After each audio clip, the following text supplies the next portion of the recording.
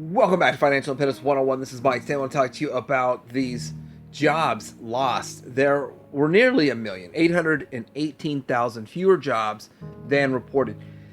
This is something I've talked about in the past. What they do is they report a jobs number 140,000 higher than it really is. Then 3, 4, or 5 months later, they revise it and nobody's paying attention. It's August. Nobody's paying attention to what happened in April. And this is what's going on right here. I'm just surprised that this came out before the election. But if they're lying about this, then what else are they lying about? Because I have been telling you guys stuff for a while now. It's time to make some more of these videos. This is more proof that things are not rosy. In fact, they're really bad. And I haven't made a lot of videos lately because everything is just so negative. But I guess I got to hit this right in the head, the nail on the head with this. Then we're going to talk a little bit about this whole DNC, but not really the DNC so much, just more or less the plans of the Democrats if they win. We'll talk about this and more coming up. So starting out with this, I do want to kind of zoom in on this chart down here and show a little bit more about this. And it's just showing that the revisions for job increases since 2023, so all of 2023 and into part of 2024, so half of 2024, have all been more or less a lie. And of course, if they've lied to us about this, what else have they lied about? But when you look at this, that doesn't really look like a huge, significant impact, but 1 million jobs, 818,000 jobs, is a negative impact. But here's the other thing. They're not even factoring out the fact that if somebody's got 5 Uber, Lyft, delivery kind of jobs, they count that as 5 jobs. But that's only one person. And with that, they're still doing that and losing the 818,000 jobs that they had originally reported. So this is going in to talk about how they've added less jobs by roughly 18,000 in 12 months that ended in March. That suggests employers added about 174,000 jobs per month during a period down from the previously reported 242,000 jobs, a downward revision of about 28%. 28%. And this is just effectively, they knew when they put the numbers out that they were lies. And what does it mean for the Democrat campaign? Absolutely nothing, probably, because people aren't concerned about the issues when it comes to voting, which is the only thing that matters in voting is the issue or the issues. And so this isn't even going to put a dent into what's going on with the DNC, but we'll get into that here in a little bit. But it's really, really fascinating that they actually came out and admitted this bold-faced lie they've been doing for the last year. So the updated numbers are the latest sign of vulnerability in the job market, which until recently had appeared rock solid despite months of high interest rates and economists' warning of an impending recession. Well, first off, I do have the data that we are past 2 years of recession. We are in a depression. More recent data, which wasn't affected by the revision, suggests job growth slowed further in spring and summer, and unemployment rates through still relatively low. 4.3%. Here's the problem with all of this. The fact that they've been saying that we've had a low unemployment rate, but at the same time, we're seeing companies doing mass layoffs, companies shutting down. Of course, the ones in California, the restaurants in California, the 30 some odd percent of restaurants that no longer exist because of the $20 minimum wage in California, and then all of the jobs that were just lost there, the hours lost, and they're not even counting the fact that somebody that used to get 35 hours now gets 23 hours. They're underemployed. The underemployed aren't even factored into this. So all of this is just what we've been seeing before. They're trying to make all the numbers look rosy, and both sides of the aisle do that, but they're admitting it's not. So what's this exactly is this going to lead to? This is going to lead to rates lowering. This is more putting this out there. And follow the mindset here. They put this data out, and then in September we see a rate cut.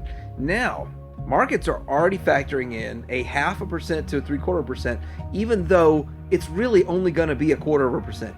If Jerome Powell comes out lowering it 0.75%, it will spook everyone because it's admitting how bad things are. Now, he knows how bad things are, and I've seen him in his speeches because you see the fear in his eyes. But with all of that, he's going to try to play it cool. Like, oh, we're only going to go down 0.25%. But the reality is, the faster they lower the interest rates, the quicker we see rampant massive inflation.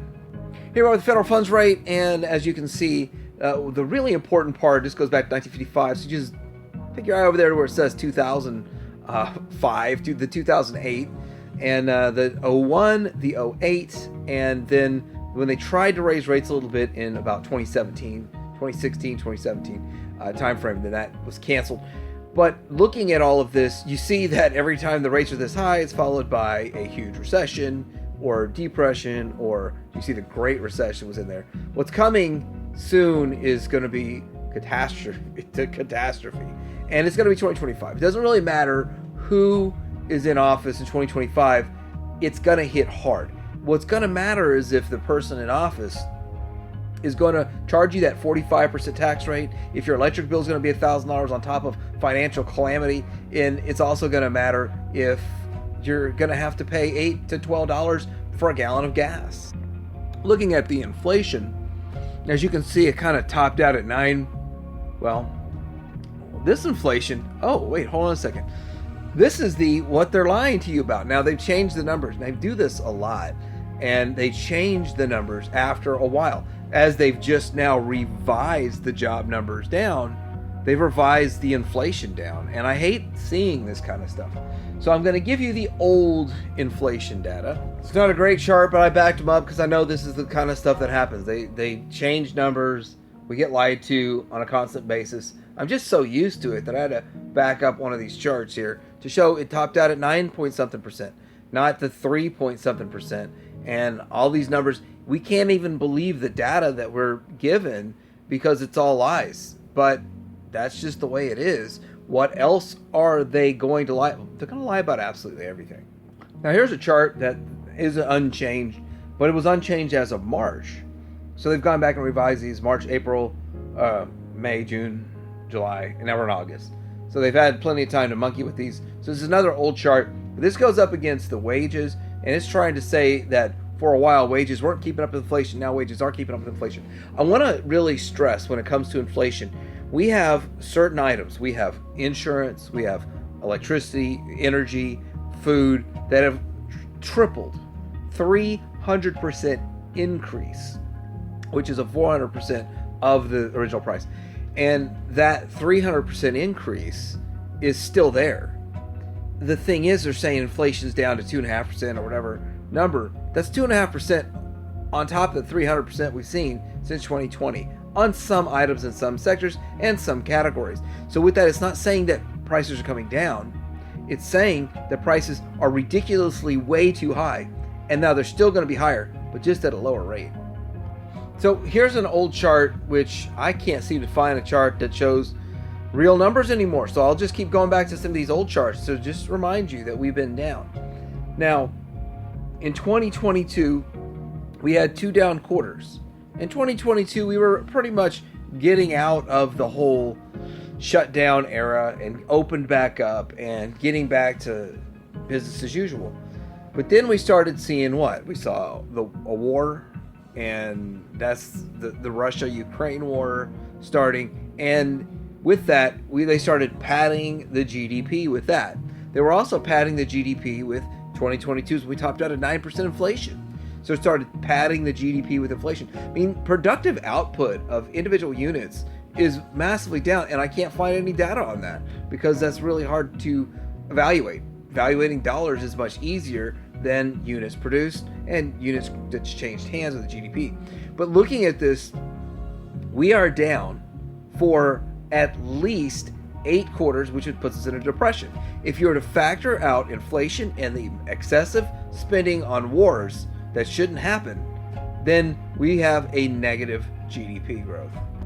I'm not really worried about fact-checking the DNC. I can only watch so much of that, and I'm just like, talk about talking in circles. That's what it was talking in circles and no real substance at all so far from anything that I've seen from the DNC. But I will point this out that they're holding it together till the election. And I'm surprised they put these numbers out, but then again, I'm not, because they want to ensure the rate cut is coming in September. And then hopefully the rate cut comes and they can say, look what we did. We lowered interest rates. We're making your lives better. But there's really absolutely nothing in the agenda. Not one thing in the Democrat agenda that will help middle class. It will help anybody that's not part of the 1%. And yes, the funny thing is, all welfare programs are exactly the same underneath Democrats or Republicans. Those haven't changed in my lifetime. Those have not changed. They're the same benefits no matter who's in office. So that doesn't matter. What matters is the way they're going to tax your income. These people want a 45% long-term capital gains. So let's put this. They're going to pull the rug out from underneath the economy in 2025. No matter who's in charge, no matter what president's in there, it's getting the rug pull in 2025. It might happen in December. It might happen 3 days after the election. Who knows? But 2025 is going to be a rough year because they're barely able to hold it together right now, and it's time for the rug pull to happen. And then when they pull the rug out from underneath it, they're going to charge all these people that are selling and panic selling, which I'm not going to, because I have very little in the market. There's nothing to panic sell. The little I have in there is going to be amusing to see what happens to it. But when they pull the rug and everyone's panic selling, then they're going to be paying 45% on their capital gains. Short-term capital gains, long-term capital gains, 45%. That's the bill they propose in 2025. On top of that, you're a multinational conglomerate. If you decide to sell stuff around your house to pay your electric bill, we better be prepared to have a tax attorney come next April. And most people that are selling stuff to get by are actually going to try to file their taxes in January, to a big surprise of a tax bill instead of getting a $10,000 return. So there's a lot of things that they've got planned for you.